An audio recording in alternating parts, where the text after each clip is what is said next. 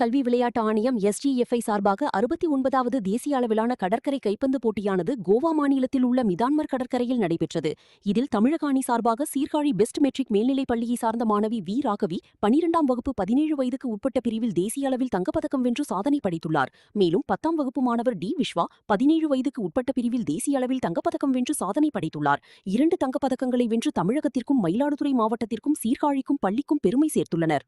வெற்றி பெற்ற மாணவர்களையும் தமிழக அணியின் மேலாளர் மற்றும் பெஸ்ட் பள்ளியின் பயிற்சியாளர் நித்யா மற்றும் பயிற்சியாளர் சதீஷ் ஆகியோரை பெஸ்ட் கல்வி நிறுவனங்களின் தலைவர் SSN ராஜ்கமல் பாராட்டி வாழ்த்து தெரிவித்து நினைவு பரிசு வழங்கினார். இதில் ஸ்ரீ நடராஜன் மெமோரியல் பப்ளிக் பள்ளியின் தாளாளர் ஆதித்யா ராஜ்கமல், இயக்குனர் அமுதா நடராஜன், நிர்வாக அதிகாரி சீனிவாசன், நல்லாசிரியர் மற்றும் தலைமை ஆசிரியர் முரளிதரன், உடற்கல்வி ஆசிரியர் செல்லதுரை, இளையராஜா மற்றும் முதல்வர் நல்லாசிரியர் டாக்டர் ராமலிங்கம், துணை முதல்வர்கள், நேர்முக உதவியாளர் பிரசன்னா, ஆசிரியர்கள், உடற்கல்வி ஆசிரியர்கள், திரளான மாணவர்கள் மற்றும் பெற்றோர்கள் கலந்து கொண்டனர்.